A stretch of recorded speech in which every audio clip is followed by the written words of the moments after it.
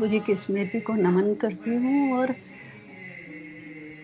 उनका जो एक वाक्य था हमेशा मेरे लिए कि तुम तो मेरी प्यारी बिटिया हो।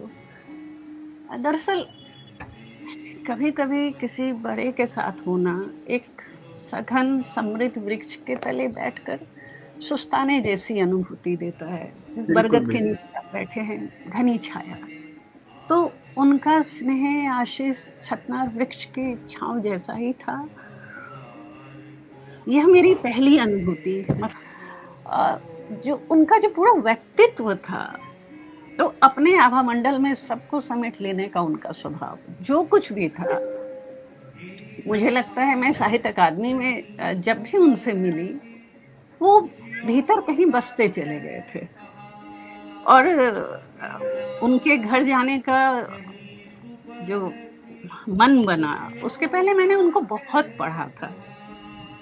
तो कई जिज्ञासाएँ भी थी, झिझक भी थी, संकोच भी था और उसी समय नवल सर ने, हरीश नवल सर ने एक सलाह और प्रस्ताव दोनों दिए कि गगनांचल के लिए क्यों नहीं तुम बड़े लेखकों से संवाद करती हो?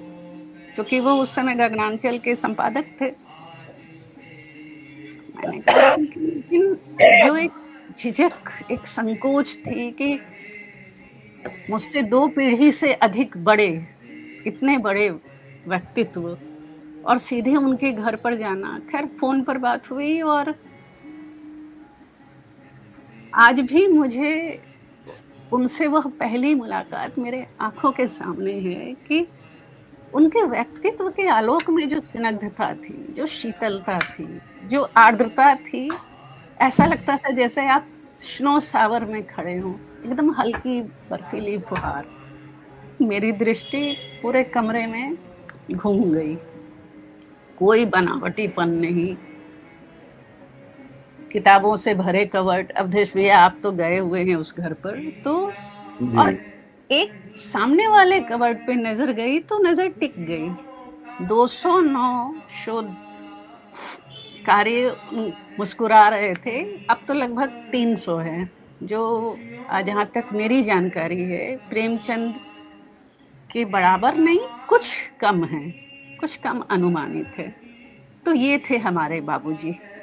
यहाँ पर चर्चा के दौरान चूँकि मैं भी हिंदू कॉलेज में पढ़ा चुकी थी, तो कई बातें हुई, राजनीति जो चल रही थी उस पर भी बातें हुई कि उन्होंने जो कहा मैं बस उसकी चर्चा करूँगी।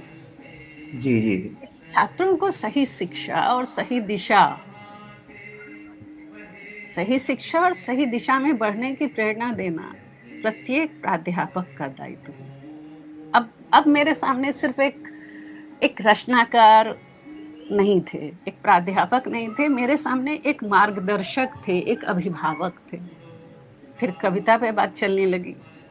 अच्छा, अमूमन ये होता है कि आप जिस फ्लो में काम कर रहे हो, जिस प्रवाह में आप बह रहे हो और आपसे बहुत बड़े कोई वही बात कहे जिस भाव को आप जीते हैं, तो आप एकदम से आपको ऐसा लगता है कि आप इनको वर्षों से जानते हैं और ये मुझे पहली मुलाकात से लेकर अंत तक लगा। तो उनसे मैंने पूछा कि बाबूजी मैंने तो आप लगभग सारी विधाएँ मैंने उनकी पढ़ी हुई हैं। उस समय तक उपन्यास छोड़कर मैंने सब पढ़ा था। आत्मकथा छोड़कर। तो उनसे पूछा कि आखिर आपको वैसे क्या अच्छा लगता है? तो उन्होंने कहा कि कविता और कहानी के सृजन में मुझे समान आनंद आता है। कविता और कहानी आविर्भूत होती है, वहाँ मैं सचेत मन से कुछ नहीं करता और कविता संवेदना से जोड़ती है, संवेदनशील बनाती है, दूसरों को समझने का गुर सिखाती है। अब मैं एकदम से टकटकी लगाए उनको सुन रही हूँ, जैसे बात करने के दौरान ऐसा लगा जैसे वो गाँव छोड़कर नहीं आए हैं, गाँव उनके भीतर जीवंत है। तो मैंने इस पर भी कुछ टोका उनको। बड़ी अच्छी बात कही उन्होंने, गाँव मेरे भीतर बसा है। क्या बात गाँव है! का अर्थ रास्ते, खेत और पगडंडी मात्र नहीं, पूरी प्रकृति और प्रकृति से जुड़ी संस्कृति होती है। महानगर में छोटे-छोटे शहर बसे होते हैं और मैं शहर के भीतर बसे गाँव में या कहो कि ग्रामीण परिवेश में रहता हूँ। यहाँ ज़मीन से जुड़े लोग हैं, श्रमजीवी हैं, इनके बीच रहना मुझे अच्छा लगता है और प्रकृति के सानिध्य और ग्रामीण सरलता ने मुझे हमेशा बाँधे रखा। और अवधेश भैया, आपने ये महसूस किया होगा कि वाणी विहार दिल्ली का वह हिस्सा है जहाँ सचमुच ऐसा लगता है कि ये महानगर नहीं है। तो बिल्कुल, बाबूजी ने बिल्कुल, बिल्कुल। बताया कि मैंने जानबूझकर यहाँ ज़मीन ली। रचनाकर्म पर बात होने लगी तो ये मुझे लगता है कि परवर्ती पीढ़ी के हर रचनाकार को याद रखना चाहिए कि जो रचनाकार अपने समय की महत्ता को नहीं पहचानता, उसके संक्रमण को नहीं पकड़ता और अपने आसपास को खुली दृष्टि से नहीं देखता, वह अपने समाज का सच नहीं लिख सकता और ठीक बात केवल है। कल्प चिरस्थायी नहीं हो सकता। अब जिन्होंने उनको पढ़ा है, हम में से शायद ही कोई हो जिन्होंने उनको नहीं पढ़ा होगा। तो बाबूजी को चूँकि मैं पढ़ कर गई थी तो मेरे सामने जो एक छवि बनती थी, देखा था, बातचीत नहीं थी लेकिन जो छवि बनती थी, वह प्रेमचंद की बनती थी। तो कभी मुझे गांधी में बाबूजी में गांधी नज़र आते थे, कभी मार्क्स नज़र आते थे। लेकिन अच्छी बात ये है कि बाबूजी कभी कहीं नहीं बंधे, किसी भी संकीर्ण परिधि में वो नहीं बंधे और उनकी रचनाओं में चूँकि स्मृतियाँ साझा हों तो उनके व्यक्तित्व और कृतित्व में जो मुझे महसूस हुआ, जो एकात्मकता थी, मुझे लगता है कि उन्हें याद करते हुए उन बातों को याद करना भी बहुत ज़रूरी है। ठीक बात है। उनकी रचनाओं में हमेशा हाशिए पर रखे मुद्दे, अनदेखे लोग, उनके संघर्ष और उनकी अनसुनी चीत्कार ने अपनी जगह पाई है, जगह बनाई है। और बातों-बातों में उन्होंने कहा कि रचना तो वही सार्थक और सच्ची है जो हृदय को विकल करके अंतस की गहराई से निकलती है और इसलिए यह अनायास प्रकट होती है। सायास की गई रचना दीर्घजीवी नहीं हो सकती। मैं सही बात है। बस ऐसे ही पूछ बैठी बिल्कुल अ, सहज मुद्रा में कि बाबूजी, आपकी विकास यात्रा में माताजी की तो बड़ी भूमिका रही होगी, महत्वपूर्ण भूमिका रही होगी। मुस्कुराए और सहज भाव से स्वीकार किया कि अगर इन्होंने मुझे घरेलू झंझटों और व्यवस्थाओं से मुक्त नहीं रखा होता, तो निश्चित तौर पर मेरा लेखन प्रभावित होता। मैं तो सैलरी लाकर इनके हाथ में रख देता था, सारी व्यवस्था यही सँभालती थी। तो इतना जो खुलापन व्यक्ति तो मैं देखती हूँ कि किस तरह लोगों में छोटे-छोटे विषयों को लेकर दुराव होता है और आप में से बहुतों को पता होगा कि बाबूजी की बात की 4 पीढ़ी, मतलब उनके शिष्य, प्रशिष्य, उनके भी शिष्य, सबके साथ उनका वैसा ही प्रेम भाव बना हुआ था। तो मैंने कहा कि कैसे कर लेते हैं आप इतना, मतलब लेखन भी, इतना सबको समय देना भी। तो हँसते हुए कहते हैं कि मैंने नहीं, उन्होंने मुझे बाँध रखा है। वे सब घर आते जाते हैं और फिर माताजी की तरफ इशारा करते हैं कि ये तो सबकी माँ है। अब माँ के पास आकर किसे अच्छा नहीं लगता। तो हम सभी से मिलते हैं, चाहे वह किसी भी उम्र का हो। हमारे पास देने के लिए स्नेह है जो सभी के लिए है और अब तो तुम हमारी बेटी हो, अच्छा हो, आ जाया करो।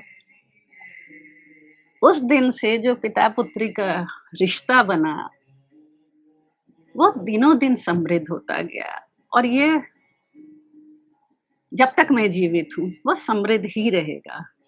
और 2024 में जब बाबूजी का फ़ोन आया कि बेटा, मेरे ऊपर, मुझ पर केंद्रित किताब आ रही है और विशेषांक भी, और तुम्हारा आलेख तो होना ही चाहिए। क्योंकि पहले उन्होंने मेरे आलेख भी पढ़े और कई रचनाएँ पढ़ी हैं, कई किताबें पढ़ी हैं। ना करने का तो सवाल नहीं था। तो मैं फिर से उन्हीं कहानियों में उतरी। ग्रामीण स्त्रियों की पीड़ाओं को और अलग-अलग आयामों को उन्होंने जिस तरह समेटा है उस पुस्तक में, उस पर बात नहीं हुई थी। कविताओं पर तो बहुत बात हुई, उनके आत्मकथा पर भी बात हुई थी, लेकिन वह पुस्तक अछूती थी। और उस पर काम करते हुए मुझे वो 21वीं सदी के प्रेमचंद नज़र आए, और यही आलेख का शीर्षक भी है। और मेरा सौभाग्य है कि मैंने आलेख लिख कर भेज दिया, चूँकि स्मिता दी सब कंपाइल कर रही थी। तो वह आलेख भाषा में प्रकाशित हुआ, विशेषांक ही है बाबूजी के ऊपर। और बाबूजी इतने गदगद भाव से बाबूजी ने फ़ोन किया कि आरती क्या लिख दिया तुमने? तो मैंने कुछ नहीं किया। उनका जो व्यक्तित्व और कृतित्व है, उसने लिखवाया। उनके व्यक्तित्व और कृतित्व में जो समानता है, वह विरल है। वाणी, व्यवहार और लेखन कर्म की यही एक रूपता मुझे लगता है कि उन्हें विशेष बनाती रही। और वाणी, व्यवहार और ऐसे तो लेखन कवि बहुत थे अच्छा ही, वर्णन। और एक ऐसे रचनाकार, सिर्फ कवि नहीं कहूँगी, एक संवेदनशील कवि और कथाकार दोनों। एक ऐसे रचनाकार जिनकी दृष्टि हमेशा अंधेरे कोने की गिरफ्त में पड़े आदमी पर रही, और वे उसकी वाणी बनकर समाज के सम्मुख प्रकट होते रहे। विधा जो भी हो, जहाँ तक मैं समझ पाई, उनकी संवेदना सदैव शोषितों के प्रति रही। एक कहानी है, कभी मौका मिले पढ़िएगा, सड़क। और एकदम से दूसरे मूड की एक कहानी है, हद से हद तक, जो अभी साहित्य कुंज के विशेषांक में मैं शामिल कर रही हूँ। तो रामदरस मिश्र जी की कृति से गुजरना और रामदरस मिश्र जी के साथ गुजरना आपको इतना अधिक समृद्ध करता है, आप वह नहीं रह जाते जो आप पहले होते हैं। एक भावुक कर देने वाला प्रसंग है, जब बाबा मेरे गुजर गए, मेरे पिता गुजर गए, तो सेकेंड डे 2 फ़ोन आता है। एक बाबूजी का, एक उनके मित्र डॉक्टर रमानाथ त्रिपाठी, बाबा का। मैं उनको भी बाबा कहती थी। तो बातचीत हुई, तो मैंने कहा, आपको किसने बताया? बोले, किसी ने नहीं, तुम्हारी बहुत याद आई, तो सोचा हाल ले लूं। अब इसको आप क्या कहेंगे? यह जो जुड़ाव है, यह जो आत्मीय संबंध है, इसको आप क्या नाम देंगे? मैं तो कोई नाम नहीं दे सकती, बिल्कुल भी नहीं। क्योंकि वात्सल्य का जो प्रवाह, कहाँ कटिहार, कहाँ दिल्ली, लेकिन मैं उस प्रवाह को महसूस कर रही थी, मैं संभल रही थी। बिना हाथ आगे बढ़े मेरे आंसू पोंछे जा रहे थे। और 2019 अक्टूबर में फिर महात्मा गांधी अंतर्राष्ट्रीय विश्वविद्यालय से मेरी एक पुस्तक प्रकाशित होकर आई, अनूठा महात्मा। इतने खुश हुए वो, और 4 दिन नहीं बीता होगा कि उनका फ़ोन आया। कूड़ा पढ़ चुके थे, और इतनी, मतलब आश्वस्ति, इतना विश्वास। तो मुझे लग रहा था कि मुझे पुरस्कार मिल गया। के बिरला फाउंडेशन की तरफ से उनको सरस्वती सम्मान मिलना था, जो हिंदी साहित्य जगत के लिए बहुत बड़ी बात थी। बहुत लंबे समय के बाद हिंदी साहित्यकार को सरस्वती सम्मान मिल रहा था, 15 लाख का। 2.5 वर्ष के बाद मिलना, जो तस्वीरें आप लोगों ने मंच की देखी या बाद में देखी, वो पुलक, वो प्रेम, वही शुभचिंता। और कार्यक्रम खत्म हुआ, इशारा किया कि यहीं बैठो, और नाश्ता भी वहीं आ गया। और बस नया-नया क्या लिखा, कौन-सी किताब आई, अभी क्या लिख रही हो, आगे की क्या योजना है, मतलब लोग आ रहे हैं, मिल रहे हैं, हाथ जोड़कर खड़े हैं और वो धीरे-धीरे वो सबको जवाब भी दे रहे हैं और मुझसे बात भी किए जा रहे हैं। सुरेश ऋतुपर्ण, मैं और बाबूजी, बाकी लोग आ रहे हैं, जा रहे हैं। तो ये जो क्षण है, क्या मैं इसको कभी भूल सकती हूँ?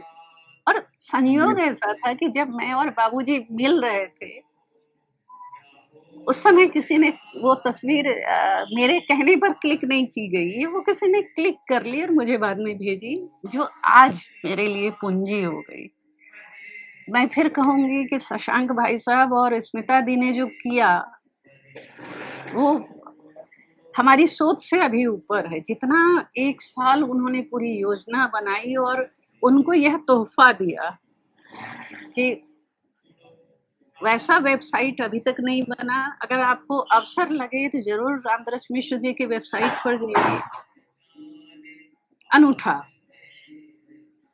उस दिन उस लॉन्च किया गया बाबूजी के हाथ से ही उसका उद्घाटन हुआ। दूसरा कार्य हुआ कि बाबूजी के नाम से जो ट्रस्ट पंजीकृत हुआ था, उस दिन युवा साहित्यकार को पुरस्कार दिया गया। अब जिसको बाबूजी के हाथ से पुरस्कार मिला, आप सोचिए कि उसके लिए वह कितनी बड़ी बात है। और तीसरा महत्वपूर्ण कार्य था उन पर आधारित कई पुस्तकों, पत्रिकाओं का विमोचन। और जो सबसे खूबसूरत बात थी,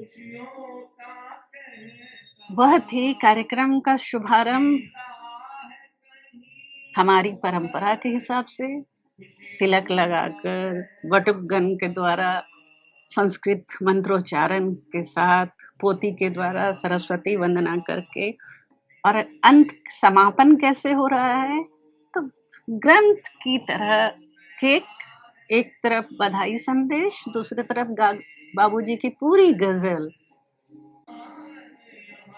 और उसके बाद मिलने का जो क्रम था, शशांक भाई साहब ने ध्यान रखा। मुझे लगता है 400-500 से कम लोग नहीं होंगे उस दिन, मतलब बड़ा हॉल और खचाखच भरा हुआ, कि कोई मिलने से छूट ना जाए।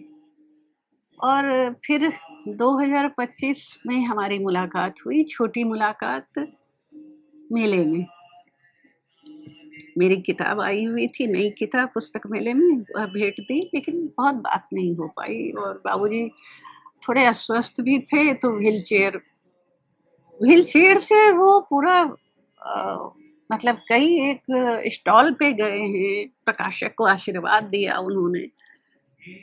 उसके बाद मार्च में हरीश नवल सर के साथ, उनके साथ, सुधा मैम के साथ हमने जो द्वारिका वाले घर पर बाबूजी के साथ, स्मिता दी थी, शशांक भैया तो थे ही, जो शाम बिताई, जो समृद्ध शाम बिताई, वो कभी नहीं भूल सकूंगी मैं। मतलब इतनी समृद्ध शाम, बाबूजी ने उस दिन भी गजल सुनाई, और उस दिन उनके कहने पे हम सब ने भी कुछ ना कुछ सुनाया।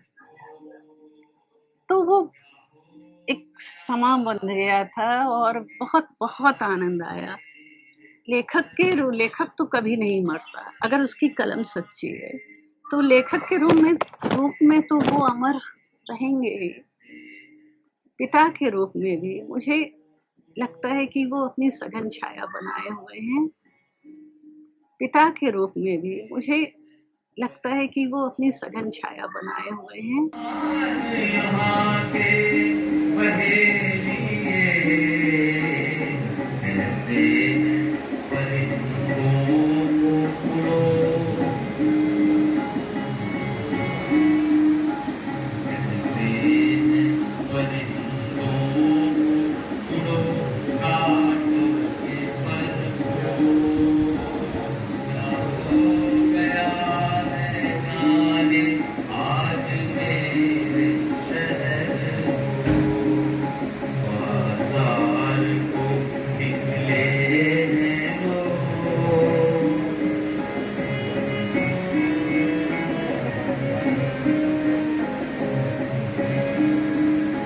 गीला है कहीं सुबह की खुशियों का कहा, गीला है कहीं सुबह की खुशियों का कह कहा, जीना